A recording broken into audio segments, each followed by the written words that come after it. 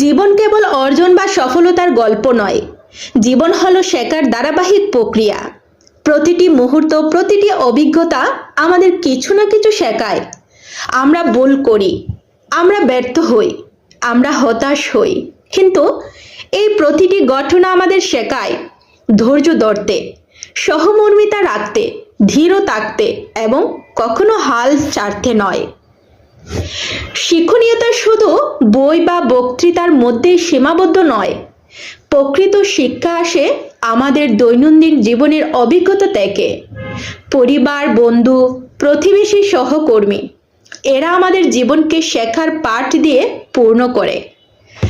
আমরা যখন নিজেদের সীমা পরীক্ষা করি, যখন চ্যালেঞ্জ গ্রহণ করি, তখনই আমরা শিখি কিভাবে পরিস্থিতির মোকাবেলা করতে হয়, কিভাবে নিজের মনোবল ধরে রাখতে হয়, কিভাবে আত্মবিশ্বাসের সঙ্গে এগিয়ে যেতে হয়। জীবনের প্রতিদিনই আমাদের জন্য একটি পাঠ। ছোট ঘটনা, প্রত্যেকটি অভিজ্ঞতা, প্রতিটি আনন্দ এবং দুঃখ আমাদের শেখায় কিছু না কিছু।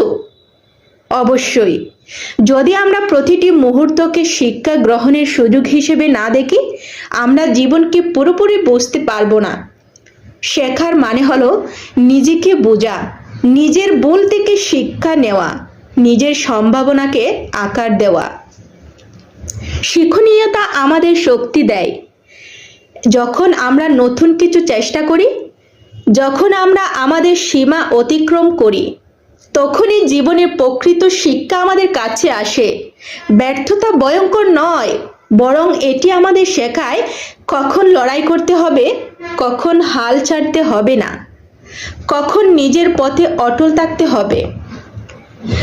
আর শুধুমাত্র নিজের জন্য নয়, শিক্ষণীয়তা হলো অন্যের জন্যও।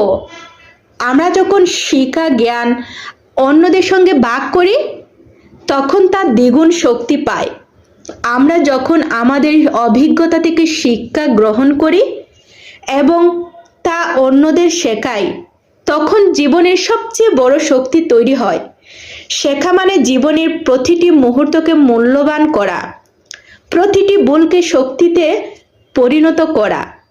জীবনের প্রতিটি ব্যর্থতা, প্রতিটি কষ্ট, প্রতিটি চ্যালেঞ্জ আমাদের শেখার সুযোগ দেয়। যারা শেখার মনোভাব ধরে রাখে, তারা জীবনের শেষ পর্যন্ত জয়ী হয়।